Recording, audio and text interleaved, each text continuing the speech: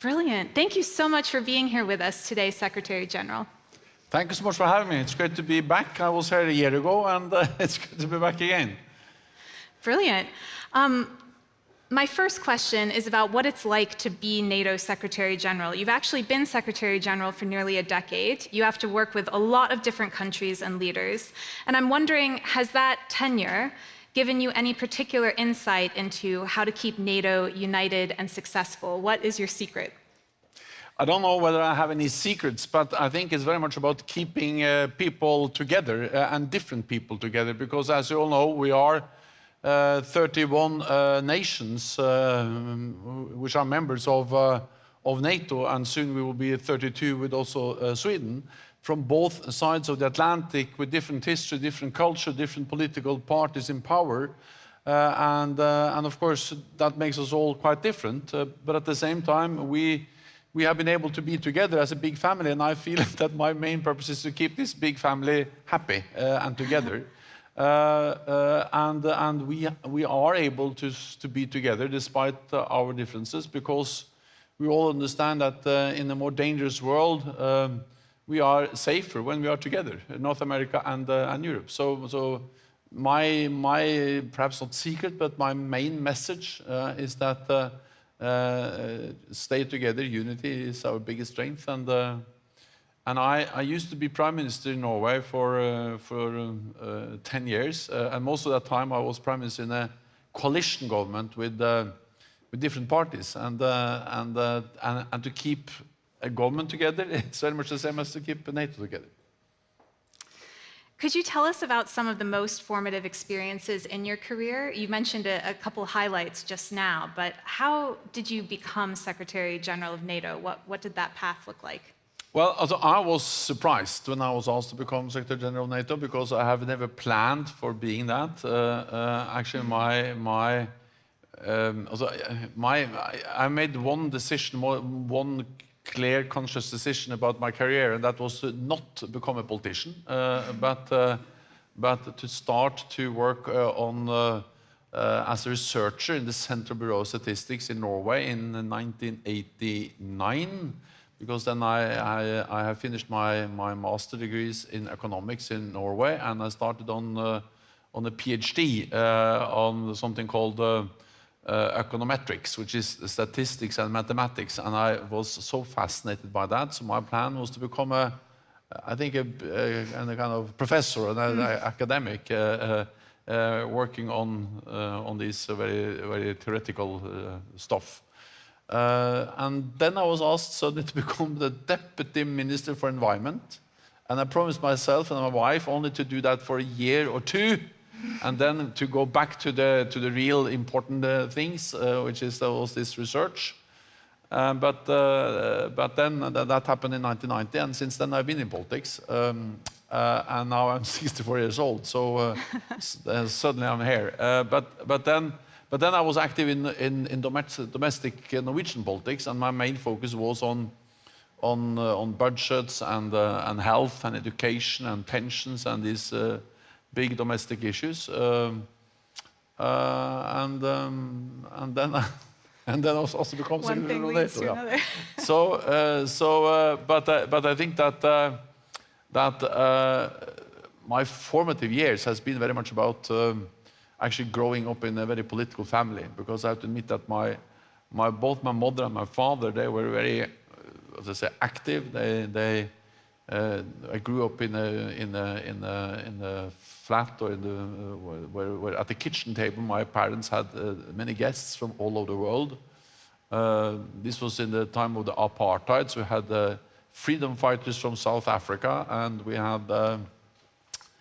had politicians and trade unionists from all over the world, and they partly lived in our flat and at least had breakfast in our flat. And I listened carefully to all those conversations, and that made me interested in politics. So actually, to try to answer your question, I think my most formative thing is, of course, that I decided to go into politics, and I stayed in politics for many years. Something very unexpected as well, so it just shows you how life can take turns you don't anticipate.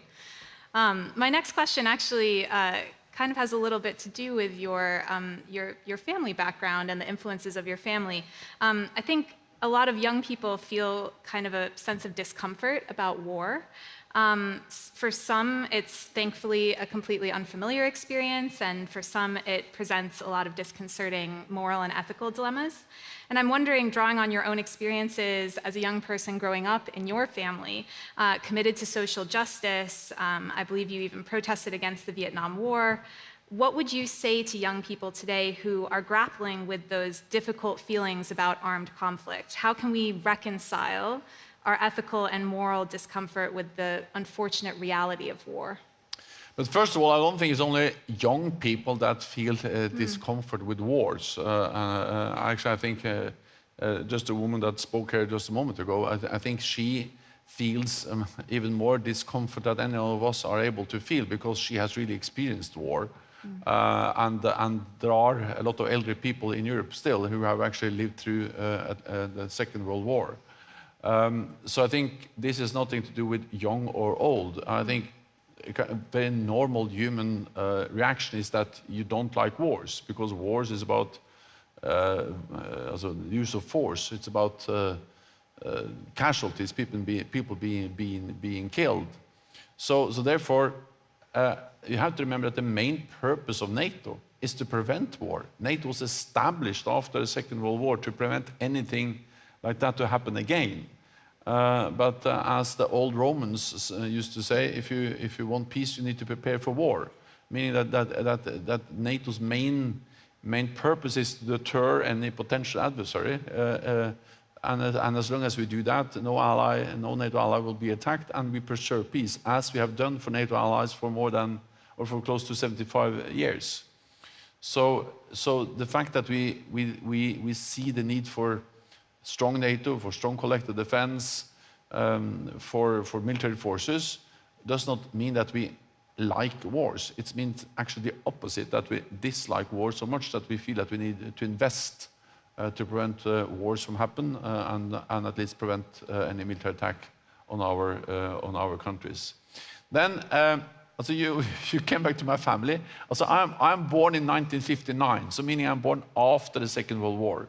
But I had a mother and a father, and I had the grandparents who all lived through the Second World War, and they told me and they told the children so much about both the daily life, the ration cards, and how they had dark curtains to prevent air strikes, and the kind of very daily life in Oslo during the war. So sometimes I feel, and when we walked around in Oslo, my parents and grandparents, they pointed at different places where there were sabotage, and also the resistance movement attacked, and so on. So sometimes I actually felt I grew up during the Second World War, not because I really did it, but because it was so close to me, because I had family members who told me so much about it. And then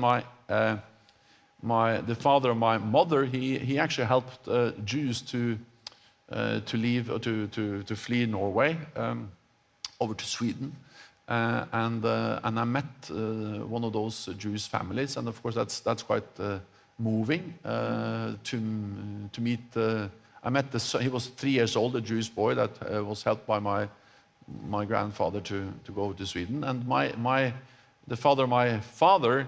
He was an officer in 1940, so he fought then back in April and May and June of 1940, and then he was in a prison camp, and he also told a lot. So in that sense, wars have been part of my childhood, even though I never, of course, experienced war. Thank you very much for that. Let's go to the audience for a few questions. I think we've got one. Wow, yeah, we have a lot of questions. We've got one right here in the middle. If you just don't mind going to the microphone so we can hear you. Thank you. Good afternoon, Secretary General. My question is, why is NATO important for younger people? Well, as a NATO is important for young people, middle-aged people, old people, children, everyone. Because the whole idea that is only important for one group of people is fundamentally wrong. Because again, NATO has one big important task, and that is peace. And if we don't have peace, we will not succeed with anything else, be it to create prosperity, jobs, education, or to address big issues like climate change. But of course, you can say that peace is even more important for young people than elderly people because they have a longer life ahead of them. So if we destroy this earth and we create war and destruction, of course, it has impact for more years for young people than for elderly people. But my main message is that what NATO does matters for everyone, and it's so fundamental. So it is important for so much. Thank you very much, and thank you also for the question. Okay, another question. Let's go down here on the end. Yes, if you don't mind going to the microphone. Thank you.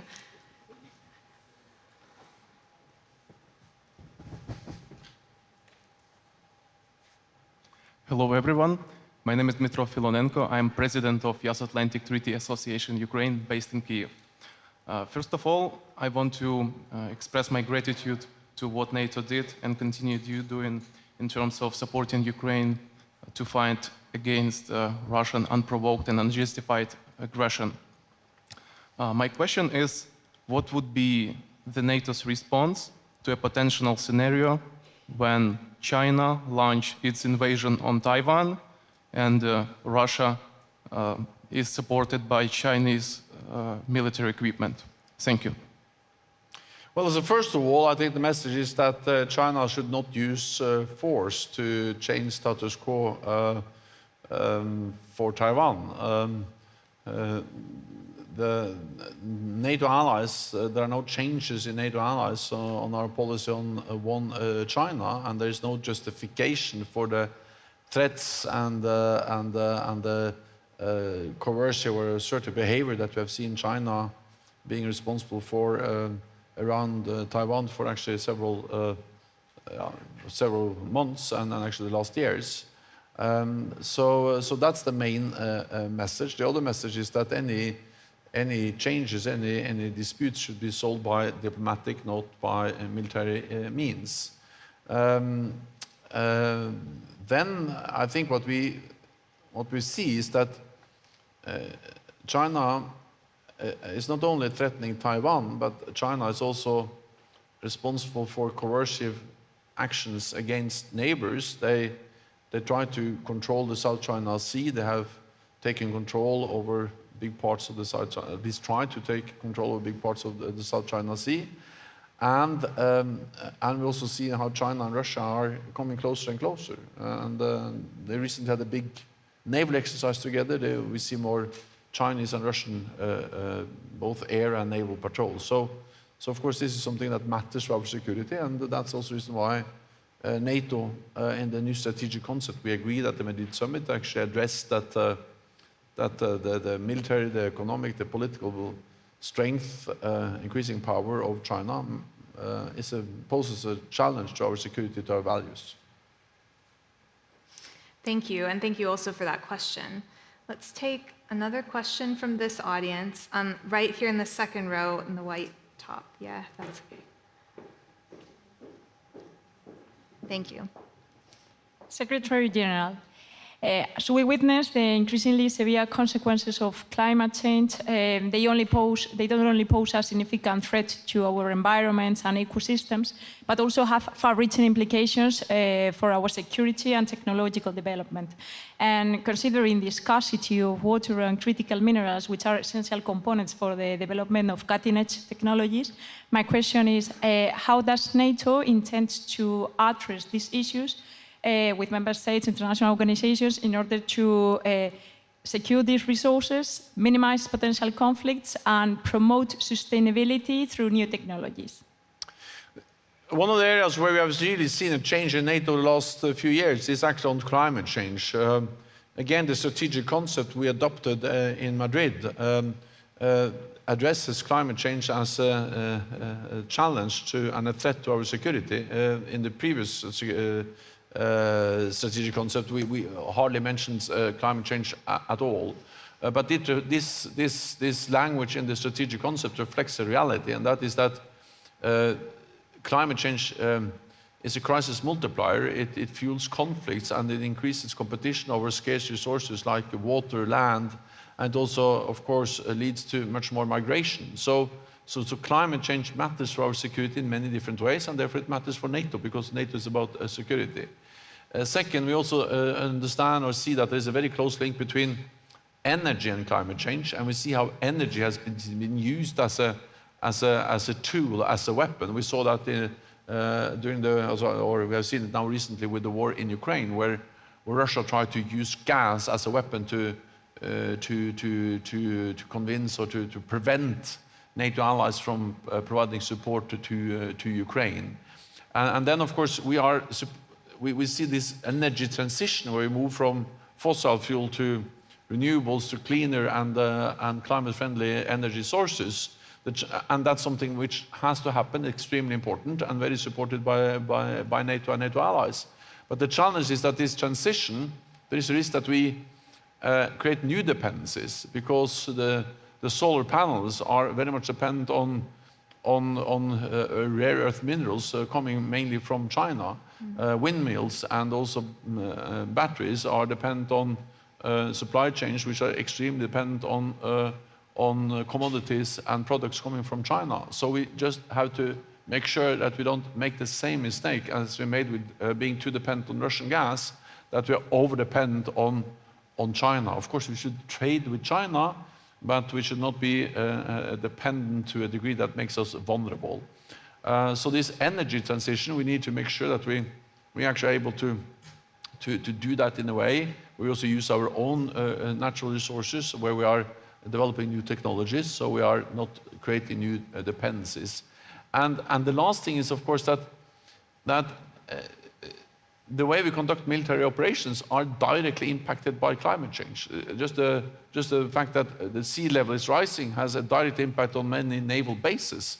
The fact that we have more extreme weather, wilder and wetter and windier weather, matters for the way we conduct operations. In Iraq, we have soldiers who are training the Iraqi forces, and of course we have seen more than 55 degrees Celsius.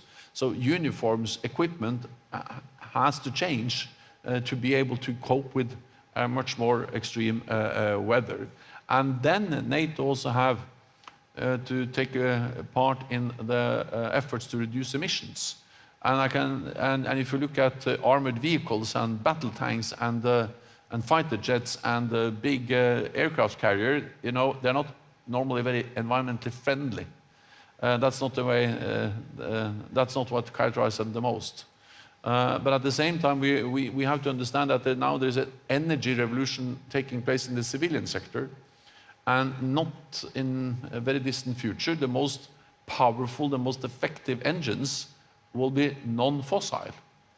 So if NATO and our armed forces ends up as the last fossil sector in our societies, it will be bad for the environment, but it will also be bad for our armed forces. Because they need to be part of that transition to ensure that we have the best capabilities, the best engines, the best planes, the best vehicles. So of course, we cannot choose green defense technology if it's not effective, but I'm absolutely certain that in the future, the most effective capabilities will also be the environmentally friendly, and we need to be part of that transition, and that's exactly why NATO allies are investing, and NATO is promoting investment in green technology to ensure that we are part, also the armed forces as part of this energy revolution, energy transition. Brilliant, thank you. Got a lot of questions. Let's go all the way to the back there. Please come to the microphone. Hi everyone, my name is Slobodan Blagovčanin. I'm from Bosnia and Herzegovina. It's a huge honor to be in the same room with you, Mr. Secretary. My question is what we as a young Bosnians and Herzegovinians, what we can expect in the future. Is our country safe, since that I would say that with the NATO we have strong partnership, and also I know that it depends on our politicians, but how is the situation right now when it comes to Euro-Atlantic integration of my country? Thank you. First, I have to tell you that when I was a child, I lived in Yugoslavia, because that was before, you know, Bosnia and Herzegovina, Croatia, Slovenia, and all the other republics became independent countries. And my father worked at the Norwegian embassy in Belgrade, and we traveled a lot around in Bosnia and Herzegovina. I remember We were in Banja Luka and many times because that was actually on the way when we went down to the coast from Belgrade, but also in Sarajevo, I had at least the first ice cream I remember, sladoled, was something I had in Sarajevo in 1963 or something like that. So we have very good, at least at that time, the very good ice cream in Sarajevo. That's what I remember. Then of course, Bosnia and Herzegovina is a partner of NATO. We have worked with Bosnia and Herzegovina for many years. As you all know, NATO played a key role. We helped to end a brutal war in Bosnia and Herzegovina in the 1990s. Since then, we have been there. We have a headquarters in Sarajevo, and we work closely with the authorities. Of course, you know, there are challenges, there are divisions inside Bosnia and Herzegovina, but NATO will be there to help and to reform your defense and security institutions and help you to move further towards further Euro-Atlantic integration. And it's great to have you here, because the fact that you are here also demonstrates that Bosnia and Herzegovina is a close and highly valued partner. Brilliant, thank you. I know we have so many more questions in the room, and we actually have loads of questions coming in online, but we also have a live audience waiting for us in DC. So over to you, Colleen. Do you have some questions for the Secretary General? Yes, thank you, Kira. Thank you so much, Secretary General Stoltenberg. So do we have any questions in the room? Thank you. Thank you, Secretary, for being with us. My name is Aubrey. I founded Globally, a nonprofit that invests in rising leaders in foreign policy. And my question is, how is NATO actively contributing to peace and security in conflict-affected countries that are outside its immediate boundaries? And what role can young people play in contributing to those efforts? So just to be sure I understood the question is about what NATO does for countries after conflict has ended? No, who are experiencing conflict outside of the immediate borders. Well, outside NATO borders. Well, we have partners in many places in the world, and of course some of these partners, they are in a conflict, and therefore we have helped them. I think perhaps one very relevant example is Iraq, where NATO has helped over the last years to train the forces which are fighting terrorists, and in particular fighting ISIS. So, of course, different countries receive different types of support from different institutions, it be the UN or individual NATO allies. But what NATO does on behalf of all allies is very often to help to build capacity, to train local forces, and to create stability in our neighborhood, because when our neighbors are more stable, we are more secure. So we work with also some of the countries in Northern Africa, Tunisia, or in the Sahel region, Mauritania, with helping them to stabilize their own countries and to fight terrorism and to modernize and reform their defense and security institutions, because that's important for their countries, but it's also important for us, because if they fail, the whole world and our neighborhood becomes more dangerous. Thank you for that, and thanks for that question from DC. Do you have another question from DC for us, Colleen? I'm sure we do. One more. Thanks. Hello, Mr. Secretary. My name is Del Hardy. I'm a program assistant at the Atlantic Council. My question takes us back to the issue of climate change. I'm interested in hearing how you plan to maintain unity among the various NATO allied countries in addressing this issue. Well, so first of all, I welcome the fact that we have unity, because it was a bit controversial in the beginning when we started to raise climate change issues at NATO. But as we always see in NATO, is that we have a process, we have discussions, we have different views, and then we develop common ground and we reach consensus, as we did at the summit last year, where we agreed an action plan, we agreed language and ambitions for NATO when it comes to climate change, both how to reduce, the aim of reducing emissions from NATO activities, but also that we should do more on on helping to develop greener and cleaner technology also for our armed forces. And I believe that one of the reasons why we are able to retain, sustain unity in NATO on climate change is that, first of all, NATO allies are concerned about climate change, and NATO allies have signed the Paris Accord and other climate change conventions or agreements. But second, regardless of whether you're concerned about climate change or not, you have to be concerned about the fact that if we're not able to ensure that there's an energy revolution taking place also within the armed forces, we will not have the best and the most modern armed forces in the world. Because if you look a couple of decades ahead, there's no way the best engines will be fossil fuel. Because if you look at the civilian sector, there's really a revolution taking place now with more and more car makers going away from fossil fuel cars to electric cars. So if this only happens in the civilian sector, we will end up with bad equipment, bad technology, and outdated military equipment. So I care about climate change, but even if you don't care about climate change, you care about the fact that we have to be part of this big technological revolution.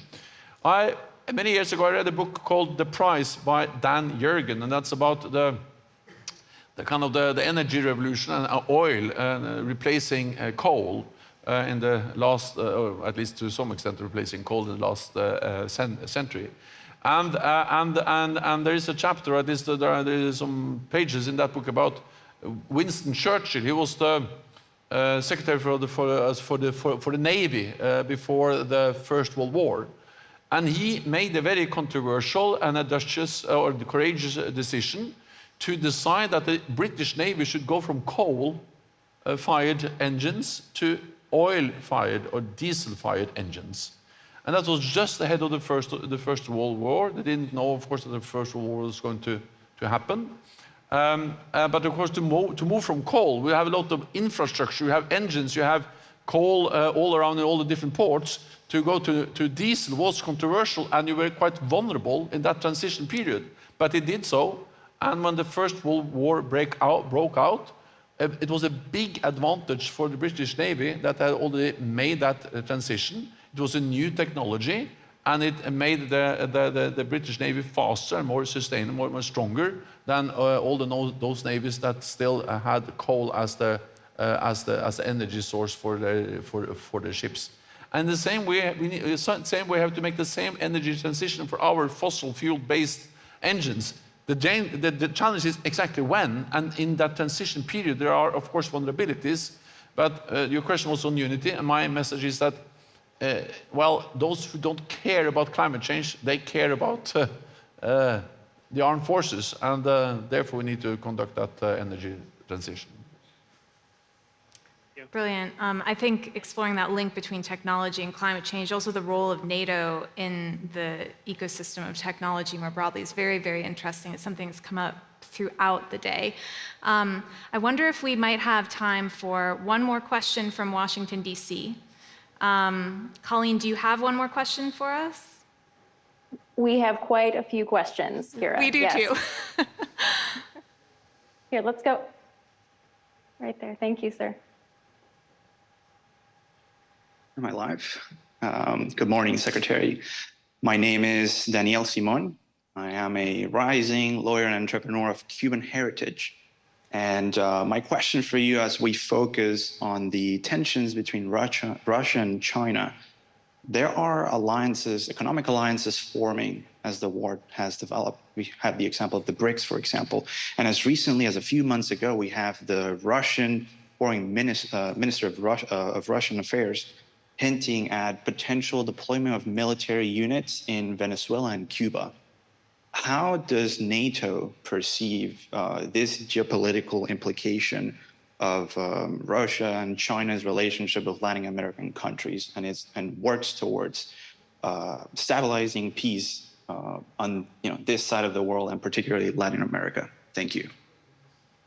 So what we see is that China and Russia are coming closer and closer. We see that they try to increase their presence and create alliances with different countries around the world. And of course, this is something we follow very closely. And I think the main answer is that when we see that authoritarian powers are coming more close together and are joining forces more closely, then it's even more important that we ensure that all those countries that believe in democracy and freedom stand together in NATO, North America and Europe in NATO, 31, soon 32 nations. So it makes NATO even more important. But also the fact that NATO is reaching out to countries also beyond the Euro-Atlantic or the North Atlantic area.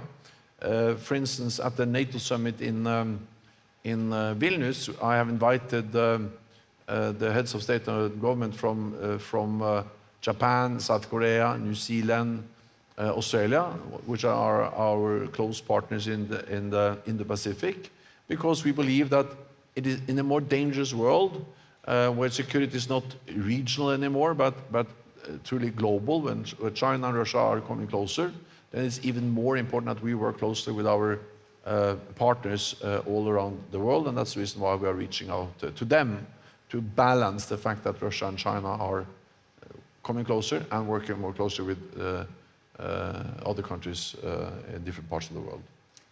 Brilliant. Thank you so much, Secretary General, for joining us today and for answering all our questions here and in Washington, D.C. It's been a real pleasure to have you. Please, let's thank the Secretary General with a round of applause.